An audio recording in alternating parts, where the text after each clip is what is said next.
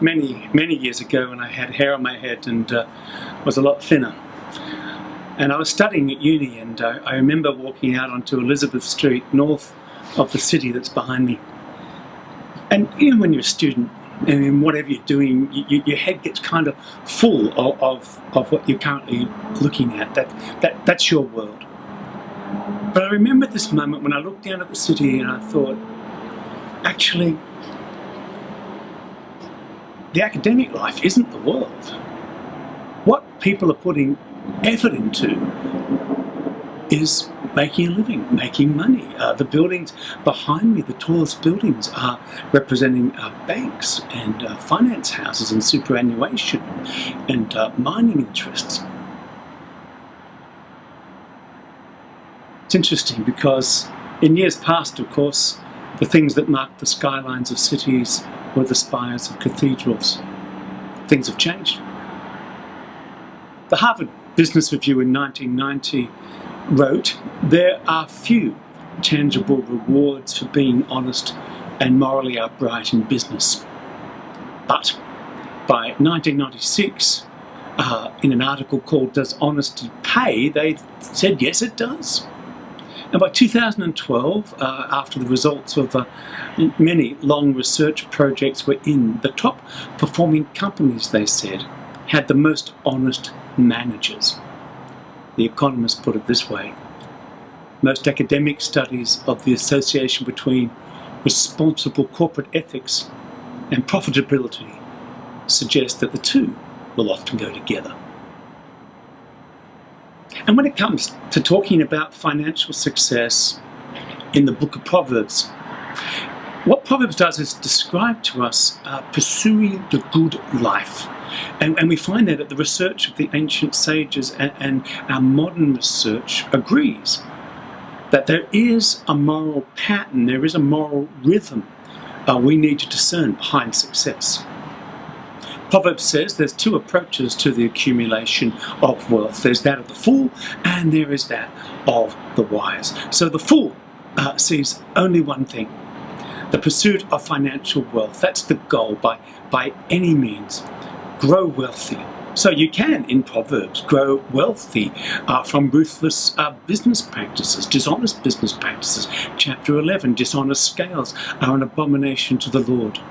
Or you can gain wealth from violence or from overwork. Chapter 1, let's swallow them alive like the grave, and we will get all sorts of valuable things and fill our houses with plunder. Chapter 23, do not wear yourself out to get rich, but have the wisdom to show restraint. That's the fool. But the wise, they see more. They see true wealth. Their eyes are on living the good life, and they see consequences, true costs. They see God at work in the ordinary day-to-day things that happen in our businesses, in our homes, and in the places where we study and rest.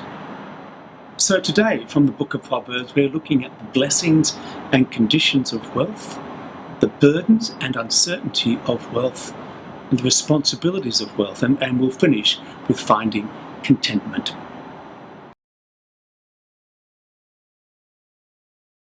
From chapter 3, honour the Lord with your wealth and with the first fruits of all your crops. Then your barns will be filled to overflowing, and your vats will brim over with new wine. So the Bible supports capital and ownership and productivity increases and reward for effort. But the context of success with wealth is never wealth for wealth's sake, but wealth in the service of the Lord, because the beginning of wisdom is the fear, the reverence of the Lord. So this proverb is straight from the book of Deuteronomy, straight from the teaching of Moses, that the Lord will bless those who honour him. Now, it's important to know that this is a proverb. It's not a promise. It's what the wise have learned.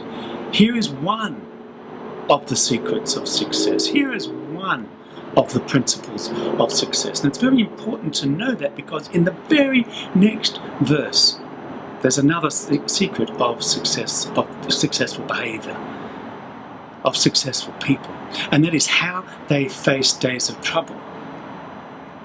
So, chapter 3, verse 11 and 12, "My son, do not despise the Lord's disciplines, and do not resent his rebuke, because the Lord disciplines those whom he loves, as a father the son he delights in." So, when the business is struggling, the corporate culture is sick, or the boss is demanding more productivity without the right tools or incentives, or when our health falters, or when the wider economy falters, or our earning capacity falters with it, here's what the wise have seen: that those who do best embrace the hard times as discipline from a loving God. They don't see it as punishment that would discourage or immobilize us, but they see it as an opportunity to learn, an opportunity to grow. The wise have also given us the book of Job to remind us that he was one of the best of humanity, and that is why God could entrust him with such hardship, and also why we should not be quick to judge someone because of their circumstance. But economic wealth, generally, is a desirable thing in Proverbs. It represents security. So in chapter 10, the wealth of the rich is their fortified city, but poverty is the ruin of the poor. It represents beauty and therefore meaning. Chapter 24, by wisdom a house is built, and through understanding it is established. Through knowledge its rooms are filled with rare and beautiful treasures.